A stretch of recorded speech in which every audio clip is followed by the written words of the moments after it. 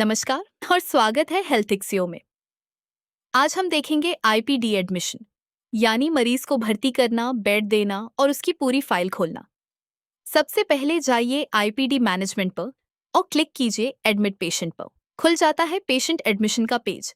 सबसे ऊपर वही जाना पहचाना सर्च बाय। मरीज को ढूंढिए मोबाइल नंबर से, नाम से या यूएचआईडी से। नंबर डालते ही नीचे रिजल्ट आ जाता है। मरीज पुराना है तो उस पर क्लिक कीजिए, उसकी सारी डिटेल अपने आप भर जाती है।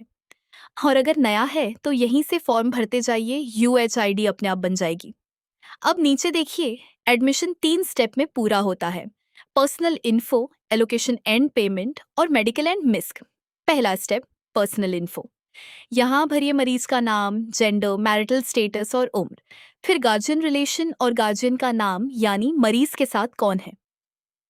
एडमिट डेट और एडमिट टाइम भी यहीं सेट कीजिए ताकि बिलिंग में दिन का हिसाब बिल्कुल सही बैठे। नीचे मिलता है फाइल आईडी और यूएचआईडी। ये दोनों सिस्टम खुद बना देता है। चाहे तो आधार नंबर और आभा नंबर भी जोड़ दीजिए। और अगर मरीज के पास आभा नहीं है तो यहीं क्रिएट पर क्लिक करके नई आभा आईडी बना लीजिए। आखिर में पूरा पता डालिए और नेक्स्ट स्टेप।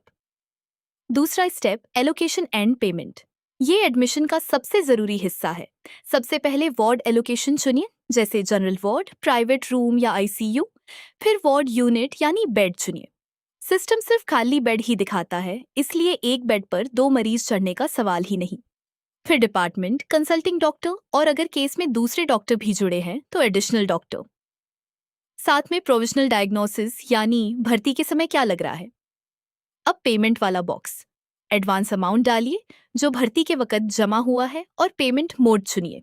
ये एडवांस सीधा मरीज के लेजर में क्रेडिट हो जाता है और आखिरी बिल में अपने आप घट जाता है।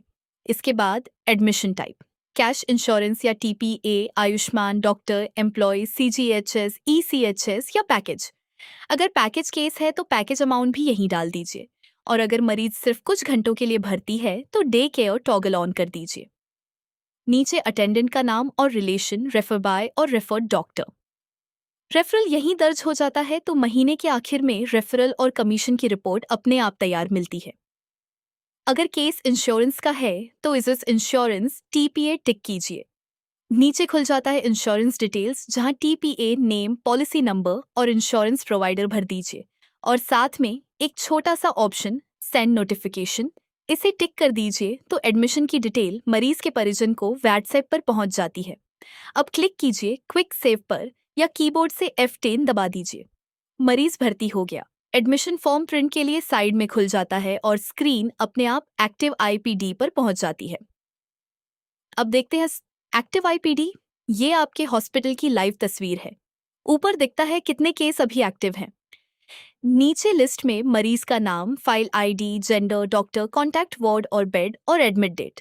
ऊपर से नाम, फाइल आईडी या डॉक्टर के हिसाब से फिल्टर कीजिए और मरीज सेकंडों में मिल जाता है। हर मरीज के सामने मिलता है मैनेज का बटन। इसे खोलिए और एक ही जगह से पूरा केस चलाइए। वाइटल्स पर क्लिक कीजिए, रोज का बीपी, पल्स, टेम्परेचर दर्ज कीजिए और पूरी हिस्ट्री एक साथ देखिए। मेड्स पर जाइए, दवा का शेड्यूल जोड़िए या बदलिए। लैब ऑर्डर से अपनी पैथोलॉजी में टेस्ट भेजिए और आउटसाइड से बाहर की लैब का टेस्ट दर्ज कीजिए। व्यू से मरीज की पूरी डिटेल देखिए और एडिट से एडमिशन में कोई भी सुधार कीजिए। बिलिंग पर क्लिक करते ही आप सीधे उसी मरीज की आईपीडी बिलिंग पर पहुंच जाते हैं। ट्रांसफर पर क्लिक कीजिए तो वार्ड ट्रांसफर का फॉर्म खुलता है। फ्रॉम वार्ड और फ्रॉम यूनिट अपने आप भरे मिलते हैं। आप बस 2 वार्ड और 2 यूनिट चुनिए, ट्रांसफर की तारीख और समय डालिए और सेव। बेड बदल गया और सबसे जरूरी बात, पुराना बेड खाली और नया बेड ऑक्यूपाइड, दोनों अपने आप अपडेट हो जाते हैं। और बिलिंग में जो चार्ज जिस वार्ड के दिनों का है वो उसी वार्ड के रेट से लगता है। और जब मरीज जाने को तैयार हो तो इसी मैनेज मेन्यू से डिस्चार्ज पर क्लिक कीजिए। एक नज़र बेड की स्थिति पर भी डाल लीजिए। आईपीडी वार्ड मॉनिटरिंग खोलिए और सामने दिखता है कुल कितने बेड हैं, कितने भरे हैं, कितने खाली हैं और अनऑक्यूपेंसी कितने % है।